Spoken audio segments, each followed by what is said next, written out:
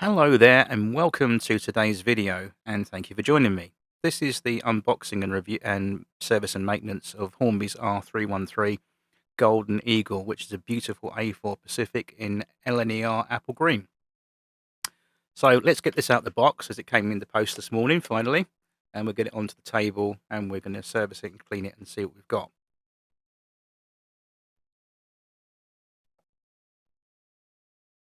So straight out the box we can see it's in immaculate condition. The paintwork is in excellent condition. The box itself isn't too bad, it's pretty good. The packaging is pretty complete. The only strange thing about this loco is that the instructions are not for this particular A4 model, it's for something completely different. But we don't care about that anyway. We're more interested in what's inside. And as you can see, the paint finish on this is really in excellent condition. I would say it's mint actually. It's in very good condition. No scratches or marks on it. It's not even dusty. It's in really good condition. The only thing you can see I'm pointing out there is the handrail on the front of the smoke box end has come adrift from its little socket. That's easily repairable. As you'll see in the video shortly. There's also a whistle valve on the front. If you notice, there's missing as well, just below the chimney. But other than that, she's in cracking condition. Look at that. There's not much I need to do to this really. Everything is pretty intact and complete, and I paid, what, £60 for this, I think, £62, I think, with postage on eBay, something like that. Anyway, it wasn't overly expensive, in my opinion. It was a good bargain, so I'm looking forward to serving this in a minute and showing you. The wheels do turn, as you can see. That's always a good sign, and they'll just need a clean and tidy up, to be honest with you. That's my principle of doing things. So let's get this apart in a minute, and we'll have a little look at what is going on. But everything, as you can see, mechanically so far is turning. It's a tender drive model, so we're going to have the power being taken through the loco and then down through the tender but drawbar connection pin there. And it's a sprung one that has a little bit of give in it, and that will transfer power to the pin and then down into the motor and the tender. But everything looks to be in good condition. The drawbar pin is in good condition. It's not bent or distorted. A little bit of detail there, all picked out in gold on the cab, which is quite nice. They did the same with Mallard, actually, the A4 other loco, Mallard, when at the same time. Hornby did quite a batch of these. So, yeah, tender is in pretty good condition, as you can see. The line in there, everything on it is complete, not a scratch on that. Just a tiny bit of dust there on the corridor part and also on the roof of the tender there and then around the coupling. As you can see, a little bit of grease and gump, but we can sort that out, as you'll see in a little bit. The wheels underneath actually aren't too bad. The traction tyres are all complete. The wheels aren't too bad, actually. Everything is as it should be. So, yeah, I think this is going to be quite a nice little job to do, and I hope you sit back and enjoy this one. And, yeah, we'll crack on with it. But before we get into the actual servicing, we need to look in the tender because, as you can see, I'm hinting that the tender needs to come off in terms of the body shell over the tender because we need to look at the motor and get it running and see what it's doing. There's even a little footplate crew included. The footplate crew has been added into the packaging from Hornby, which is nice. So we got a little crew to go on there, which is always good. Sometimes these things are they can never come in the box. They're missing. Anyway, taking it out of the shot there, we're on to actually getting into the tender itself and having a look at this motor. And I'm just really curious to see exactly what condition this motor is in. Sometimes they look nice on the outside, but inside they could be a nightmare. So I'm just trying to apply in power there with my two little connection leads I've got on my workbench today. I'm just trying to get the wheels to turn over, and they do go round at some point. I'm just turning up the controller a little bit to give it a bit more juice, and they are turning. I can see and hear movement, which is a good thing, but it's awfully dry. It's really in need of a clean and service, so that's exactly what we're going to do in a little bit.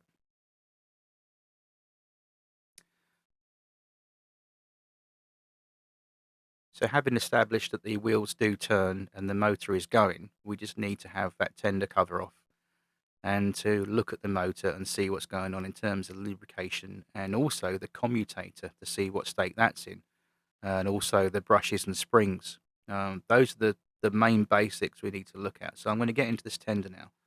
I'm just going to go grab myself a screwdriver and we're going to get into this tender.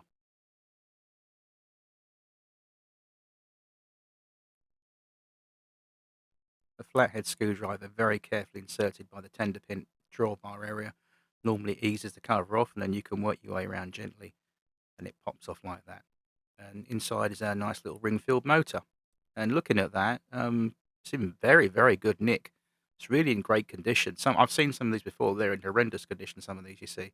But this one's in very good condition. So this tells me this has hardly been run. Whoever had this probably didn't run it an awful lot, if not at all, as is the case. A lot of people tend to buy these and have them sat on the shelf or in the box as a display model, and they never actually run the darn thing. But as you can see here, from my sample I've got, everything is in good condition. I'm just going to remove these two tags to the motor, one other side, and I'm going to remove the other one. And what I'm going to do is I'm going to gently lever off this faceplate that contains the two brush spring holders. If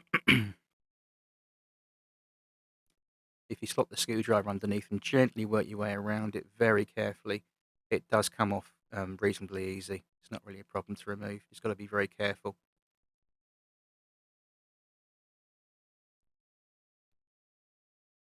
A little bit more with the screwdriver and off she comes. There we go, she's off. Put that to one side nicely, and to my amazement, the brush springs in there, which you'll see now. Wow, they're in completely immaculate condition, those brushes. Those brushes are in mint condition. They've hardly had any, if not no use out of them. Just look at that brush on. It's had no wear at all. That's in really good condition. That is what I like to see. That lifts my heart when I take one of these apart and I see the brushes in that condition. Tells me that you're in for a good model. That's great. The commutator, as you can see there from the camera, even by looking at it there, the commutator isn't too bad. It just needs a little bit of a clean up. But we'll get to that in a minute. Let's put those brushes and springs safely in that little container so they don't fly off into oblivion. And now what I'm going to do, I'm going to take a cotton bud soaked in some methylated spirits. Methylated spirits is my best friend in terms of model railway cleaning and servicing. It does everything you need to do in terms of cleaning any dirt or gump on commutators. It's the best stuff. Some people use lighter fluid. I prefer to use a bit of meths on a cotton bud, just working away on that commutator.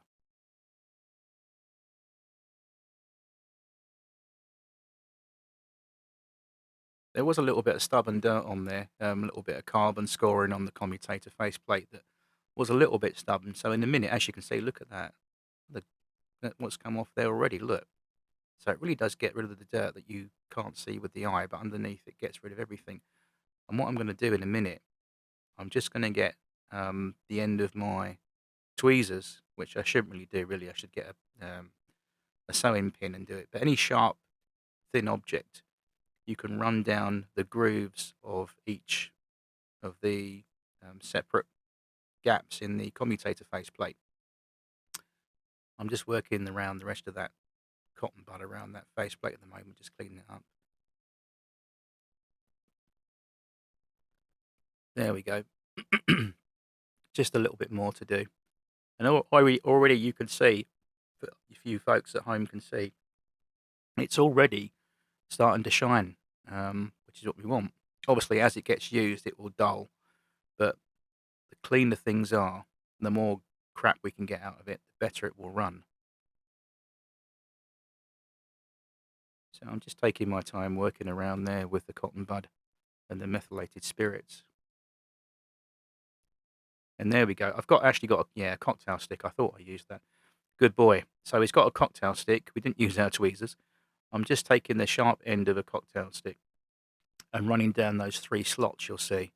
And that's sometimes where you get a lot of carbon build up. If you do get a build up in there, what happens is you can get a short circuit. That's what actually happens, and it hinders the performance of the motor. So I'm just dunking the cotton bud in the meths and then repeating the process, working quite diligently and carefully in those grooves there, cleaning all that gump out. And now I'm going to follow it up with my trusty fiberglass pen, and this really does bring it up lovely.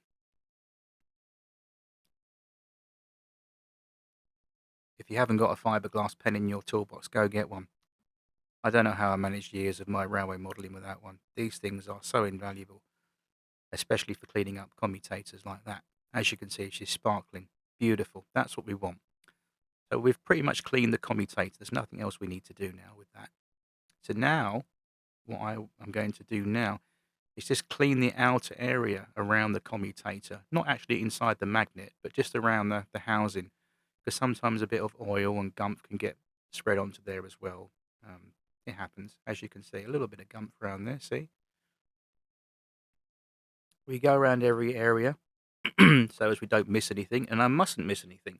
So it's all done in a very methodical way.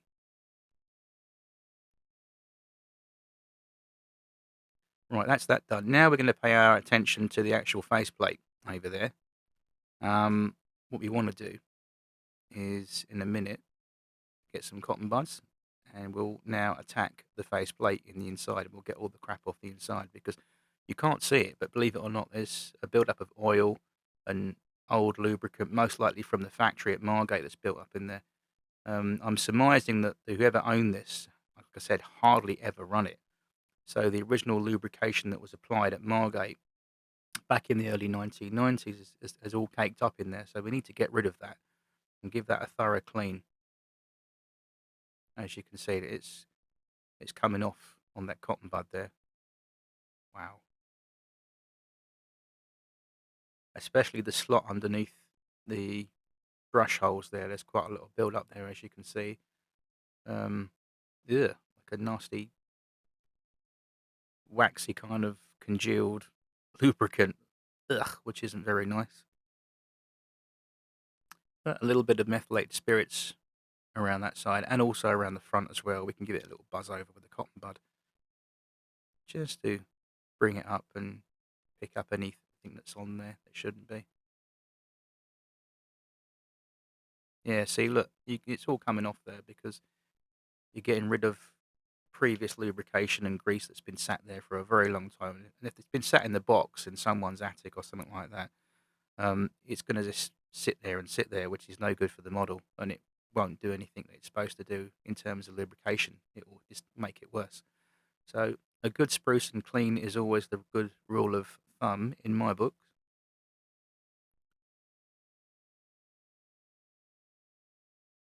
So as you can see there, I'm just giving it another quick blast, and I'm cleaning out those holes now. Just putting some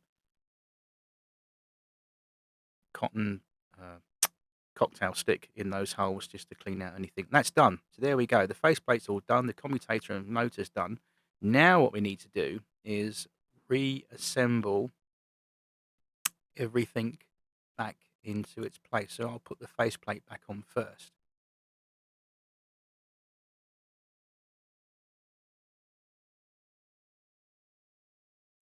I'm just looking at that centre wheel underneath if you're wondering what I'm hesitating for, because sometimes I know on the some of the Hornby tender drive models, like, well, this is a tender drive model, but what I'm saying is on the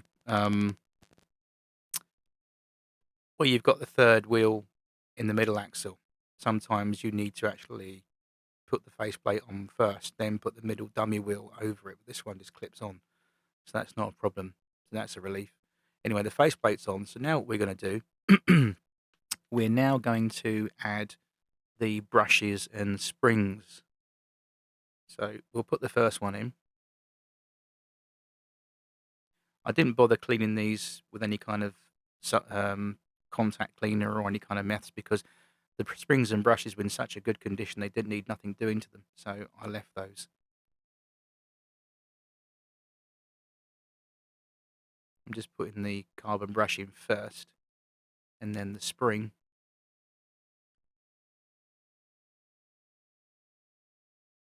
The springs are the worst things because if they get enough compression, they will ping off into oblivion, and then that's it. You've lost them forever. It's happened many a time. I think there should be some sort of eBay seller that does a T-shirt with a picture of a Hornby brush and spring on it, pinging off into oblivion because it's. So you've got to be careful with the springs because they've got a lot of stored energy and they can ping off literally. So once you get them seated, you can gently push the retaining arm back down, as what I'm doing in the shot there, and I'll get it seated. So once that's in, it's in.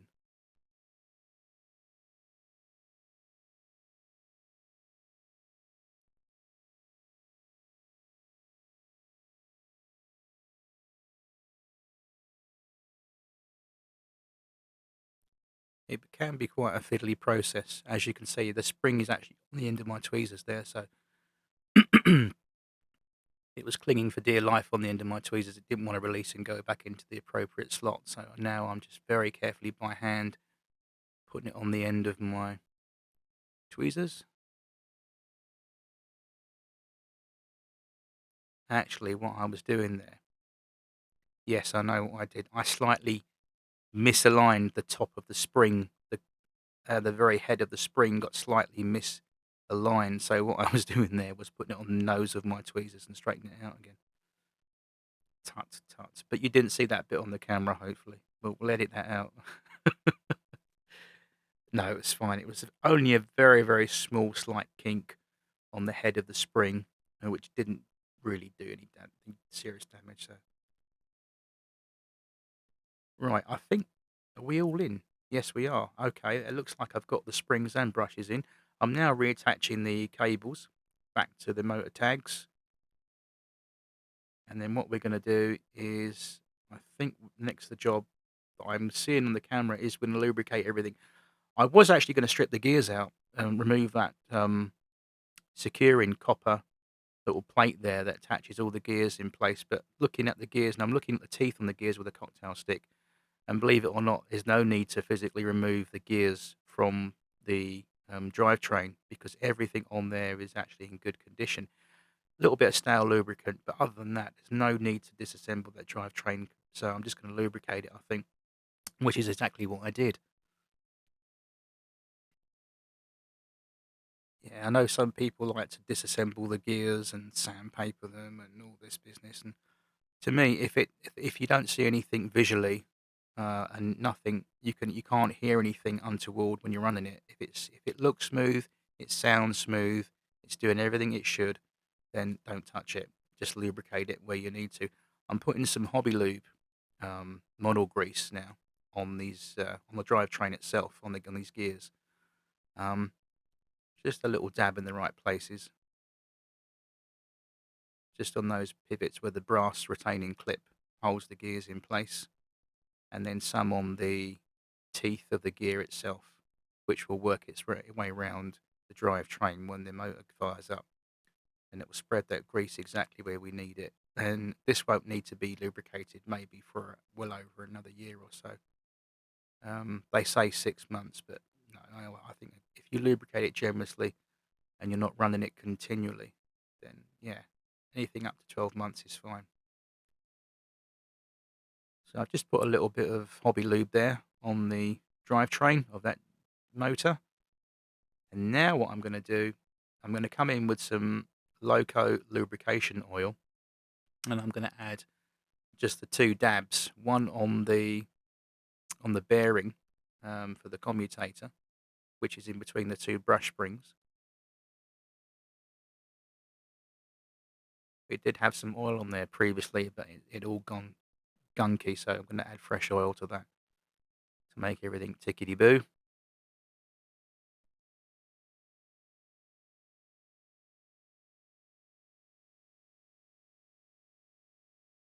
And my oiling tool, which is actually the original part of the original oil pen, those plastic oil pens you get off eBay. I think they're absolutely crap. They really are because the oil degrades the plastic, and if you squeeze it too much, and a piece of the rubber bung that you get with the oil pen gets stuck in the needle bit, it builds up back pressure, and you end up cracking it and splattering oil all over yourself and everything else. So I got sick and tired of keep buying oil pens, so I thought, you know what? No, I'll chuck it in a little jar and make my own homemade little oiling tool, and it works a treat. And that my oil stays nice and airtight in that little container there and does the job. And I can still precisely dab it where I want to put it. So what you see I'm doing now, I'm just oiling up the axles on the wheels and the motor underneath.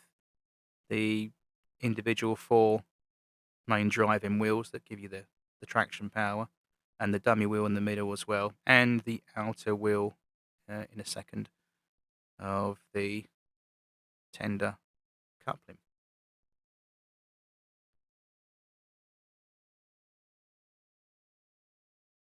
It's all exciting stuff, isn't it? Eh?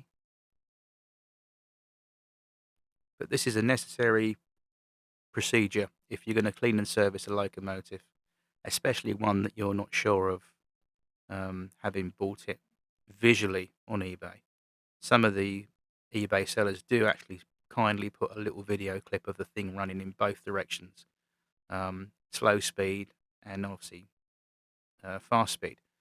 That's always helpful, but sometimes they don't always do that. I've just put a little dab of oil also. There's like a little sprocket that attaches that rear tender coupling system. So I've put a little bit on there as well to make sure we have maximum movement left and right. So everything is nice and mechanically smooth. I'm now taking a cotton bud with some methylated spirits. I'm just running it over that rear coupling hook.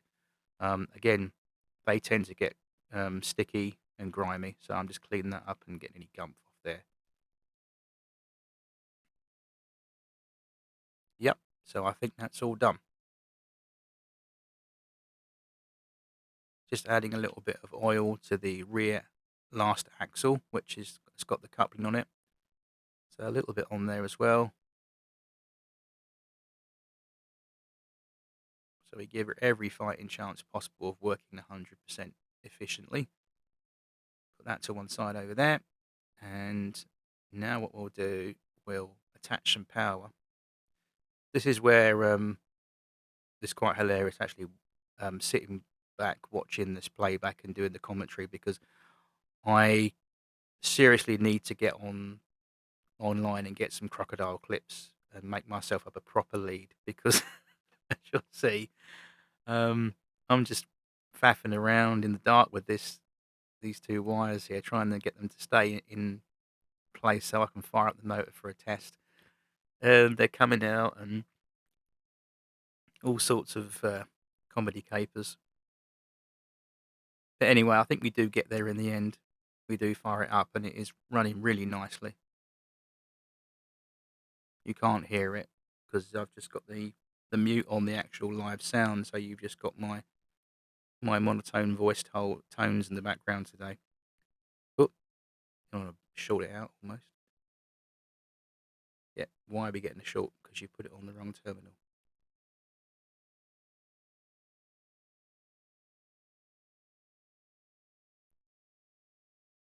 Yep, everything's turning. So I think it's just the case we made the wrong connection with the wire. I don't know. Let's try putting it on the pin and the wheel. And yeah, we do get movement. Yeah, it does run. As you can see there, if you see that the gears are spinning, you can see that. I can see that myself, so you guys can see that. Beautiful. That's what we want.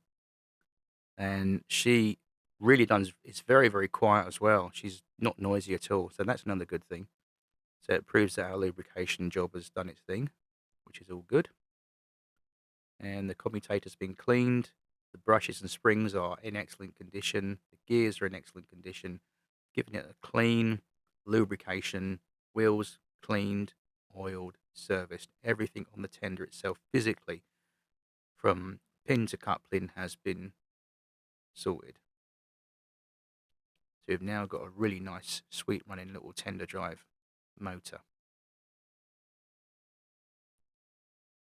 And as you can see so far in the video, it wasn't that hard to do. It's something you guys at home can quite competently tackle, I'm sure.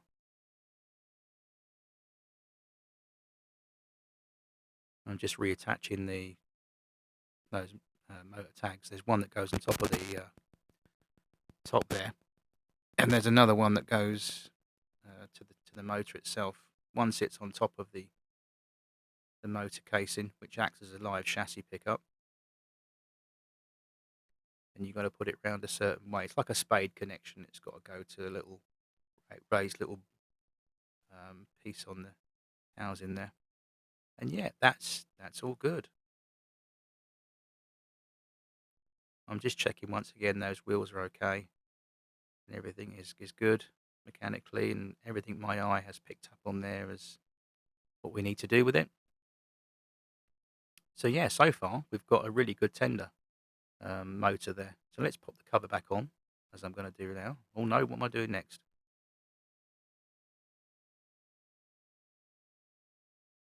Ah, yeah, I think I added a little bit of oil to that gear. Yes, that's what I did. That little brass gear in the middle of the drivetrain, I added a tiny bit more. And now I'm taking the wires yet again, and I'm going to run it round a little bit, just a few seconds worth of power to make sure that oil spreads.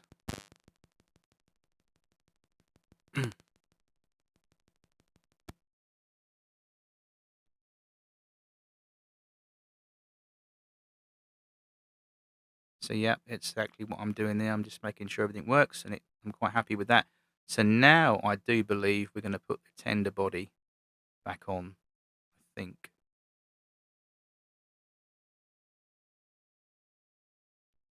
No, I think I'm not happy. I'm going to one final little test. That's right. Yeah.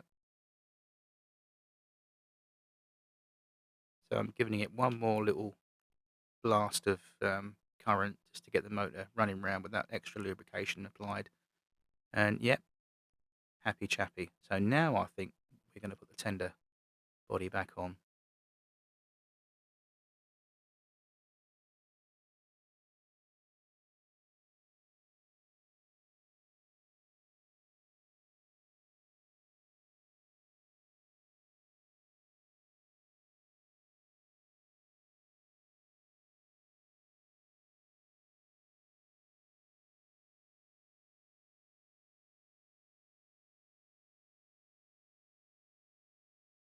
Yeah, what I've actually went and got was my paintbrush, and I'm giving that tender a little bit of a dust over with the paintbrush. Any accumulation of any kind of fluff or dust in there, I'll get rid of with that soft paintbrush. It's a dry paintbrush, obviously, soft paintbrush, so it won't damage the finish on the tender. And it's good practice to do this. And what I'm doing here is just clearing out any debris possibly in there. There was a little tiny bit of dust in the corner crevices there, which in a minute, I'll get a cotton bud and just scoop out very quickly. Just go over that area. Very simple. Making sure that we have it in spick and span condition. And again, yeah, that apart from the little tiny bit of dust, that tender body is in immaculate condition. And now I'm putting the tender back on properly. So just a case of reclipping that back into the side clips and gently pushing down once we find everything home. And yeah, I think we are there. Now what I'm doing here is taking my fiberglass pencil and I'm just burnishing the brass connection pin. It's important to keep that pin clean. If you've got tender drive models or you've acquired one, as well as the wheels, you have to clean the tender drive pin as well. It's really important. And what I'm doing here is actually just cleaning up that pin on both sides in all directions so it has a fighting chance of making a good electrical connection. Now I'm getting some cotton bud and a meth cotton bud there, some methylated spirits and a cotton bud. Just really going over what I've just cleaned up with the fiberglass pencil.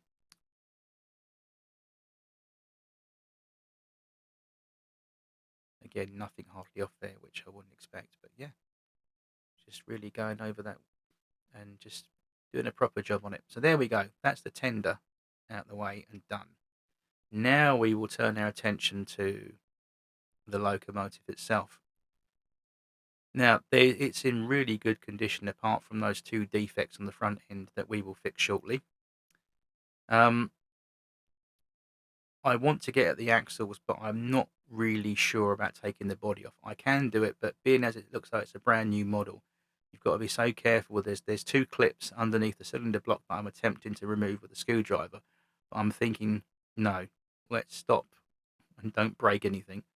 So I think what I'll do is instead, I'm going to remove the keeper plate from underneath. And as you can see now, I've removed the rear pony truck and the front bogies. I've taken those off, so we've just got the 6 drive wheels. Now we can remove the keeper plate. The keeper plate comes off. Once the keeper plate is removed, we can see what kind of condition the axles are in. And this is the moment of truth for me. When I disassemble any kind of these locos, I always look at the axles and yeah, look, there is loads and loads of way too much oil on those axles there, and far too much oil, which obviously would create massive problems. So what I'm going to do, I've got some kitchen paper, and I'm just going to dab and mop up and gently wipe the excess amount of oil. And you can see how shiny and how much oil is in that area. There should never be that much oil. And it's all that yellow congealed oil, probably from the factory, or someone's tried to over lubricate it over the years. No, no, no, no. That's a no-no. And it just will make the thing run rather poorly, and it will hinder electrical contact. Because there's no wipers or pickup wipers on these wheels. It's relying on electrical contact through the chassis block itself. So that needs to be nice and free of any kind of oil that will insulate and do the opposite. So I'm just getting my old grubby tea towel there, which is clean. I'm just putting it on there to rest it, because if you don't want to scratch or damage that beautiful paintwork. So I've got it on the tea towel. I'm now going to come in with my WD-40 contact cleaner. And I did say contact cleaner at the end of that sentence. It's not WD regular 40. This isn't plain WD-40 you see me using. This is contact cleaner. It is absolutely fantastic. When you put it on something, it goes like freezing cold, and it just cleans out every bit of oil and filth in there. It leaves you with a brilliant electrical contact surface for connectivity. I swear by it. I've actually got to order some more. It's brilliant stuff. So I've just given that a scooch out, and now I'm just swapping up a little bit of access, leaving that for a few seconds to soak in and do its job. I'm just resting it on its side there. And then what we're going to do, we're going to give it a quick blast on the actual axles physically. In the middle of the axles there, just a quick blast. That's it. That's all we need to do. Give it a few moments, and then I think in a minute I'll get some paper towel there, some more, and just clean out the access. But in the meantime, look at that. See all that oil on that keeper plate? Oh, that's disgusting. Look. And you can see me wiping and dabbing that off. Oh, it's vile. There's enough oil on there to fry a pan of chips. That's not what you want. You want it nice and clean. It's a keeper plate like that. You don't want it swimming in oil, because that will transfer down to the flanges and onto the track and all sorts of problems. So, no.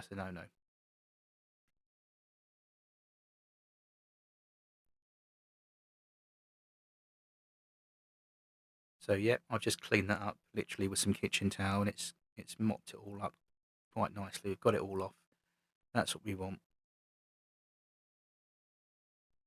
There was no stale grease or any kind of old congealed grease on there. It was just oil. So we got rid of that. Now what we're going to do, having cleaned up the axles and the chassis block with the WD-40 contact cleaner, I'm now going to apply 3 dabs, 1 on each axle and no more.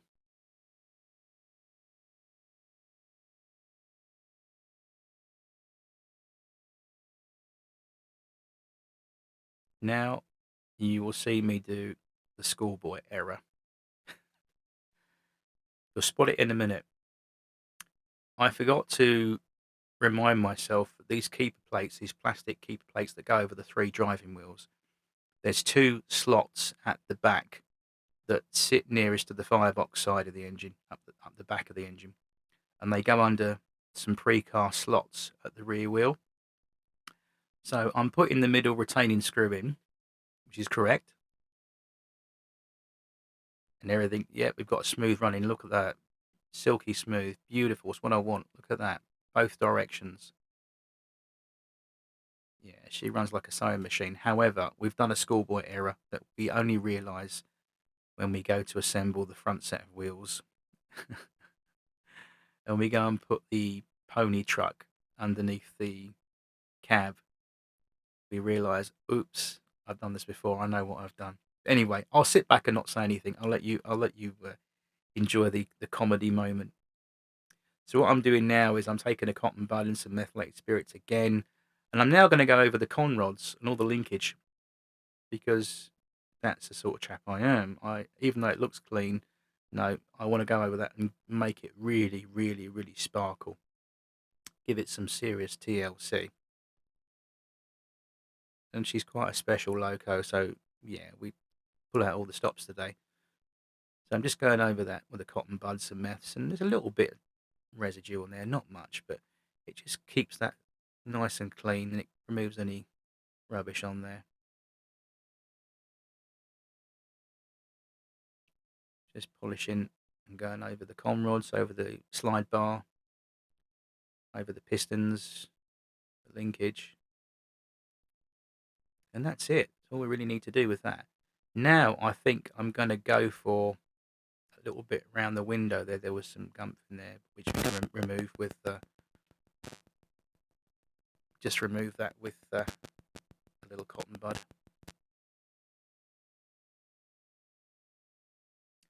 Again, taking a dry paintbrush, I'm just going over the loco body in general. There isn't much to go over there. As you can see, it's in immaculate condition, but I'm just giving it a little bit of care and attention with that dry brush. Anything that's on there, we can just get rid of quite easily. It's really nice to work on a model that isn't in a dusty, terrible condition. I've not had one yet, but there are some horror stories out there you pick up from eBay, that you get attracted to because someone's lowered the price. So always have a good look before you know what you're getting into, as I found out. Anyway, the front pony truck now receives some attention. These wheels are a little bit tarnished with carbon buildup, so I'm now going to just go around that with the cotton bud and some methylated spirits on each wheel and clean off all the crap on the wheel tyres there.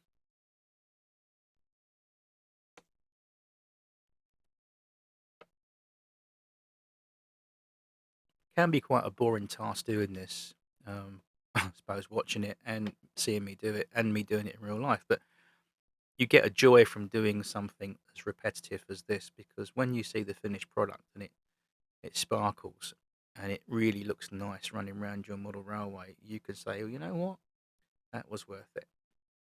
So always take your time with these things. Never rush and never cut corners and think, oh, I'll skip that. That's all right. No, do everything from top to tail on an engine. Anything you're working on. It's good principle. Right, so I'm just cleaning these wheels up, as you can see. They don't need much cleaning. There's a little bit of stubbornness on one of them, I think.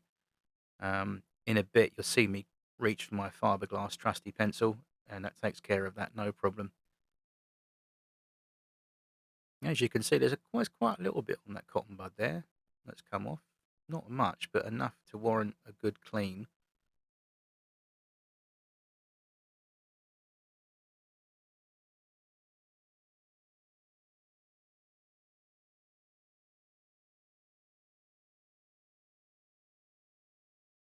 Yeah, I mean, again, I think someone has run this, but not much.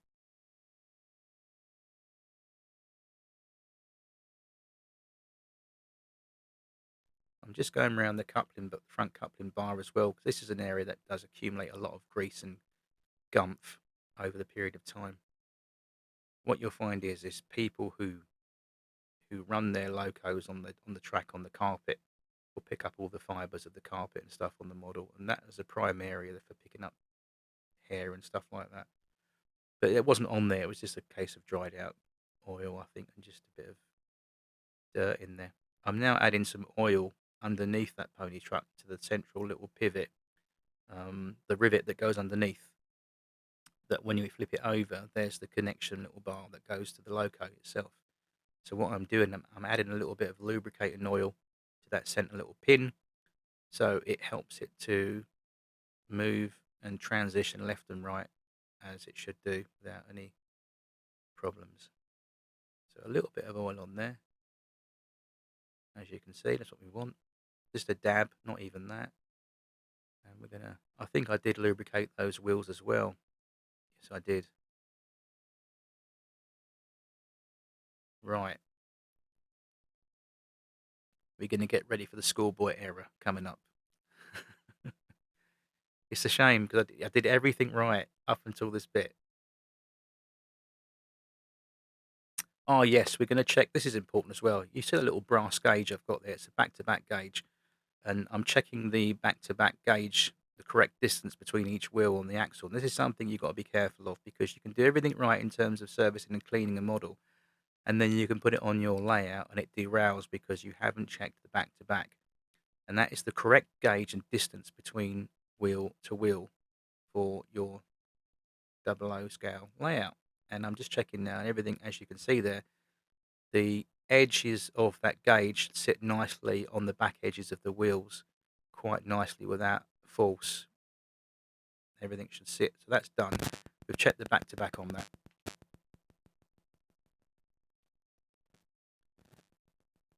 I've got the spring in there, and also I've got the retaining screw and the little washer and the little screw for the pony truck.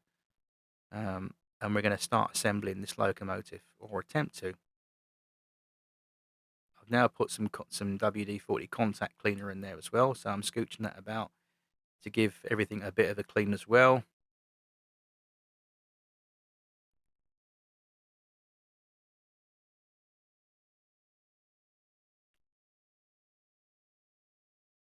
I think yes, this is me now paying attention to the handrail. While we've got those screws and that spring all sitting in that contact cleaner solution in that little glass shot glass there, I'm gonna have a go at reassembling this handrail at the front that has become dislodged from its little sprocket.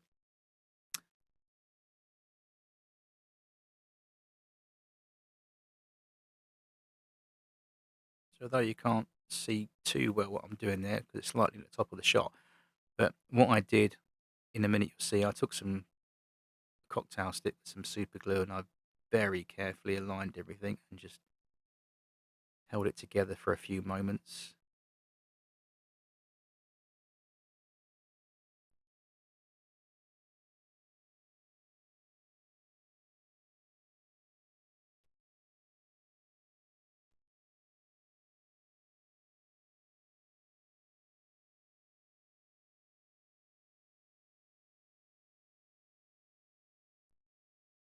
Okay, I think I did assemble that, if I'm not mistaken. Yes, there you go. So the handrail has been completely repaired. And I think, yes, what I'm going to do now, I'm going to fit the whistle valve. That's right, because I've correctly repaired the handrail on both sides. But the whistle valve, as you can see there, I'm just pointing to the whistle valve. It's missing, and it didn't come with it when I actually bought this on eBay. So again, not a problem because I've got some spare bits here. I've got two safety valves and a whistle valve, which was from an old Hornby 3F Ginty. And the whistles on those LMS Ginties are all generic for most of the Hornby locos that need a whistle. And it was the same kind of whistle that would act as a chime whistle on the A4, so it doesn't look out of place. It will fit that like a treat. So what I'm going to do in a minute, I'm just going to take a cotton bud with some super glue and I'm just going to dab into that hole where the whistle valve should fit in a minute. I think what I'm going to do first is test fit the whistle dry to see if it will fit in that hole with my tweezers, which I'm doing there, as you can see. And yeah, she goes in a treat. Happy with that. Yep, she fits. Remove it, put it to one side. Now we'll come in with some super glue and a cocktail stick. I've just put the super glue on the end of the cocktail stick, a very small little dab. And then we're going to just go in and insert the end of the cocktail stick into that hole, twiddle it around a little bit to get the glue to flow down into that hole. And now I'm going to come in with my tweezers and the chime whistle, and it will now go quite nicely into place first time of asking, which it does.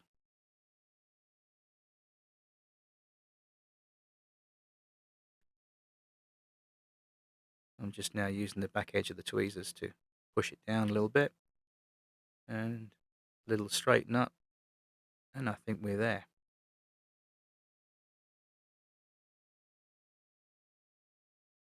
Yep, she's in.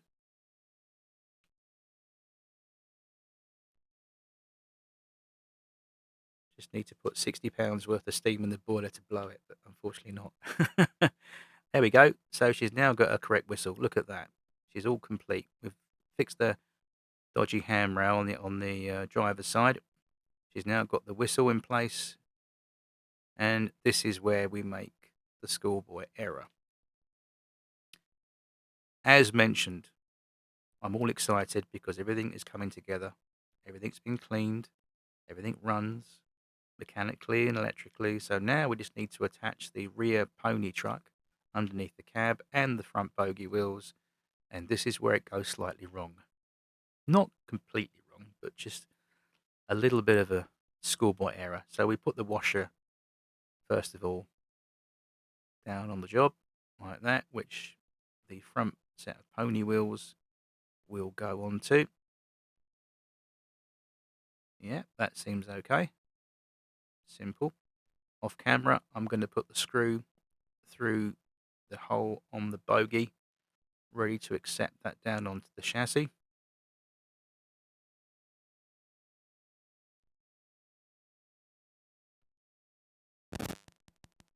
Now I'm coming in with my screwdriver in a second. I'm doing that up. Yep. I'm just nipping that screw up very gently, not overly tighten.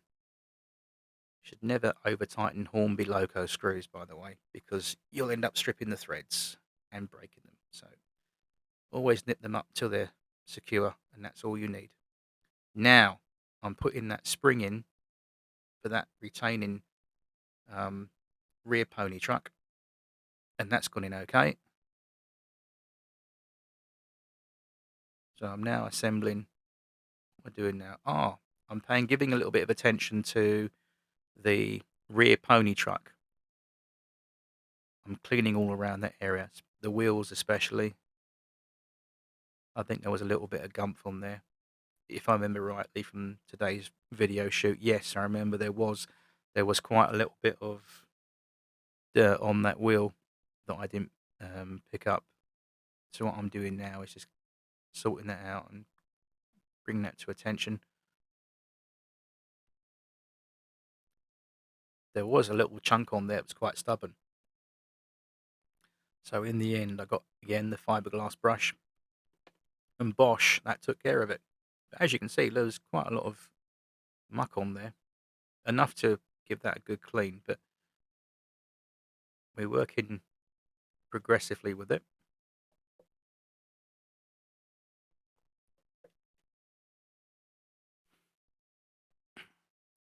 So as you can see, I'm just working away with that cotton bud and methylated spirits. It is really good stuff. I mean, for things like this, it's an invaluable asset to your modelling toolbox. So if you haven't got some already, get yourself some methylated spirits, some WD-40 contact cleaner, not WD-40, contact cleaner, and get yourself a fiberglass pencil.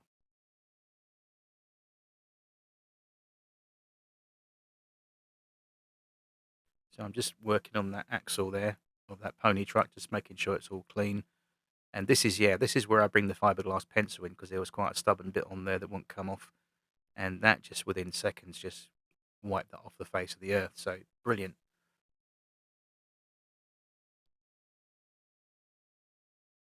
I think the next job was to repeat the process on the other side. I don't normally do these kind of videos where I'm really focusing on every single part of a locomotive, but I thought for once maybe you want to see that. and also it's handy for people out there that not sure how to service a loco.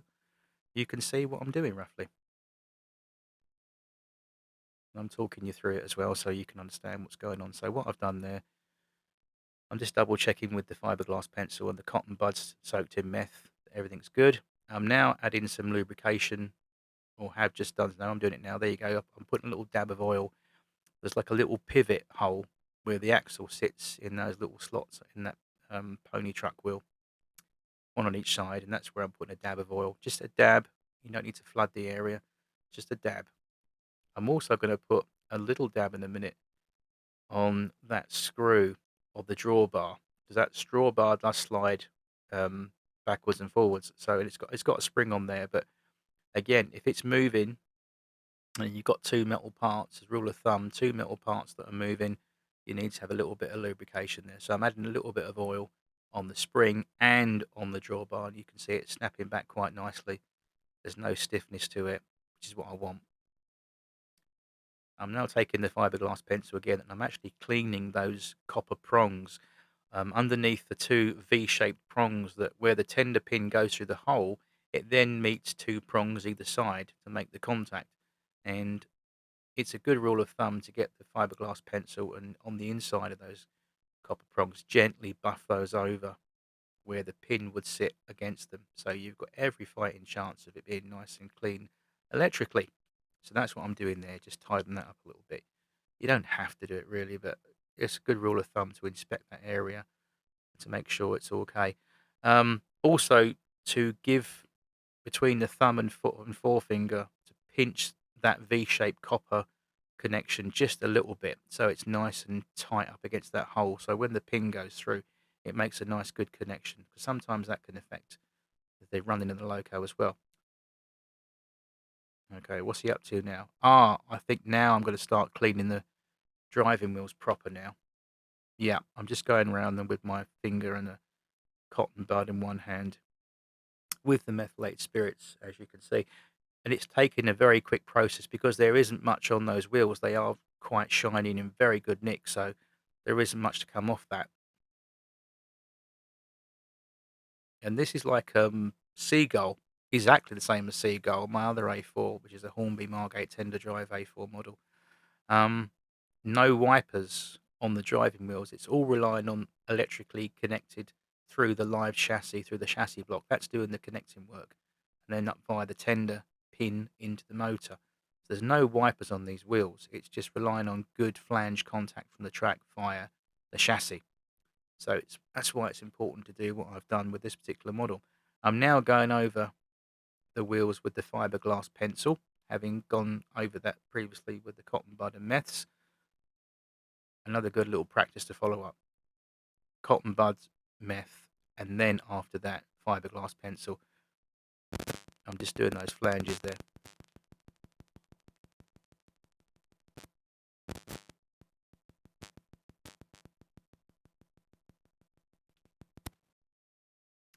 So what I'm doing here is just going around each wheel, giving it a quick burnish with the fiberglass pencil so I'm happy. And also just generally going over all that area.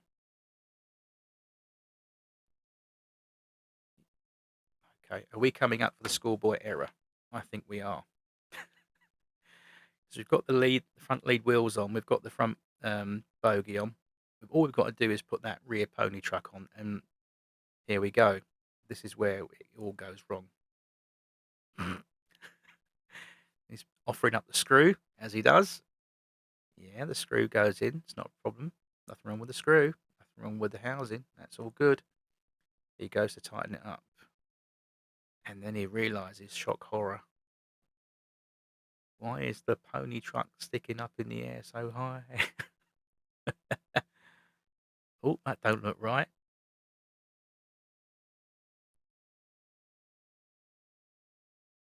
And then he's just realised when he undoes the screw, oh yeah, I know why.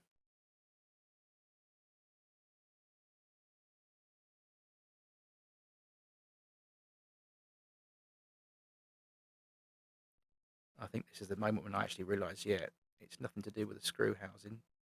It's, look at that, it's sticking up in the air too much. I'm thinking, why is, then it hit me like a frying pan round the face. It's the keeper plate. Ah, yeah, yeah. You see, there's me saying, "Oh, blinking hell, the keeper plate isn't engaged at the back," so off it all comes.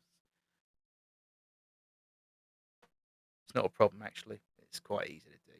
It's an easy thing. It's good you've seen it on my video today on camera, uh, and we can laugh about this in the commentary. But um, it's quite an easy mistake, and it's quite a simply fixed mistake. All you do is take everything off, as you can see, um, and just remove that center retaining screw, that little silver screw in the middle. Just gently unscrew that,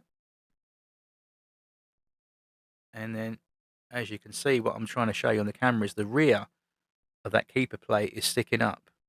It's actually sticking up over the wheel. Can you see it there? That bit of plastic at the back there. What it should do, when I take it off in a minute, you'll see there's two little hooks, little spivets that stick out. Pigots, whatever. Two little prongs. As you can see there, you might be able to make that out. They've got to actually go down into the chassis first, into two little slots. They match up with like that, and then you can re-secure everything back onto the chassis. There we go. Happy days. But simple mistake that I made, and I'm sure we all make mistakes in the hobby, but it's fun to look at them and have a giggle in it. But it's easily done. It's easily done. I'm just relieved that it's in such good condition because I said I've bought locos in the past on eBay, and the keeper plate was actually in two pieces, and it was really badly glued together. So that was that red open cab design pannier that I was sold or missold by the seller. But anyway, but yeah, so we've got everything back on there happily. So we're now putting the pony truck screw back into the hole. We're tightening that up. That's better. And you see everything will not only move better, but it look that's how it should look. There we go. Right. Now what are we gonna do?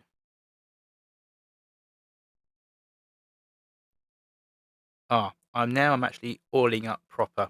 I'm actually oiling up the linkage and all of the con rods and pistons. Now I'm doing the proper oil up on it. We've done everything internally. Now we're externally oiling up all the um, all the linkage. A little bit around the pony truck pin as well, around the screw head. Not too much, just a dab. The rule of thumb with locomotive oiling, and I'll share this if you don't know. If you do, you've heard it before, but the rule of thumb is generally with loco lubrication on the outside, if you can see the oil that you've applied, that means there's too much. It should be just barely a visible film, but not a lot. Just a dab, a very small dab. I stress the word small dab is all you need.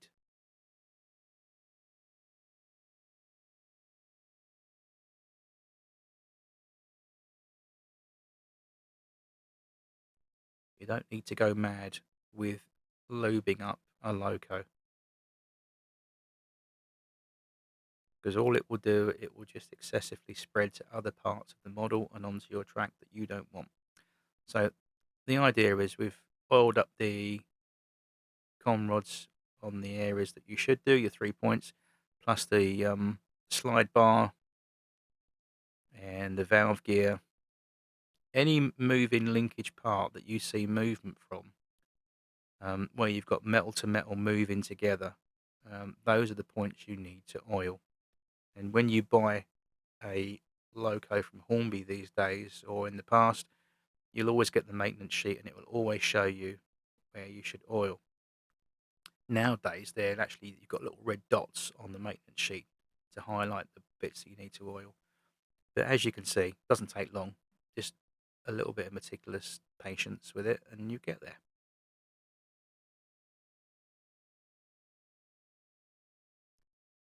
So as you can see, she runs like a sewing machine. That's what we want. Gosh, look at that. Right, so everything is done, everything is lubed, everything is seated correctly. We've got the handrail put back on, we've got the whistle valve attached, we've got the loco drive mechanism and the tender all lubricated, cleaned and serviced. I think now we're going to have a general tidy up, and we're going to get the loco on the track in a minute, and we're going to give it a little test under power, all sparkly clean and serviced, and we'll see what happens.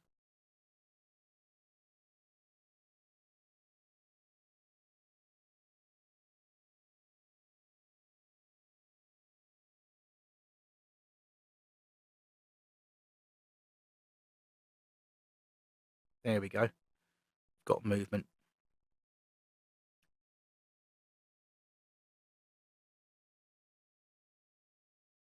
I think initially what it was, what I said earlier about the V-shaped piece of brass underneath the tender pin, that just needed a little bit of pushing in with the finger and thumb, just making it more tighter. And yeah, she's good. So there we go. That's the servicing and cleaning and maintenance of R313, the Hornby A4 Golden Eagle. So I hope that you enjoyed that today. I'm just actually lifting the tender up by my hand and increasing the voltage to see if the motor was doing its thing, which it is.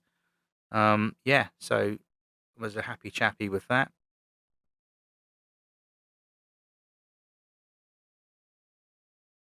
And I'm just giving it a few little blasts up and down to see what it's doing.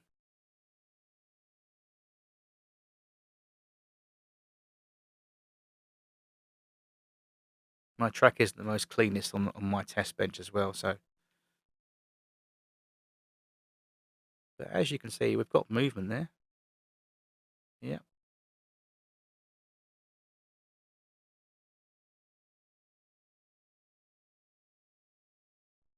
but she needs a proper stretch on my layout to really put it through its paces, which I no doubt have, without a doubt, confidence that it will do superbly. Um, if you get to the stage in servicing a locomotive and you get it to move nice and smoothly without fuss, then you've got a good model that will last you for a long time.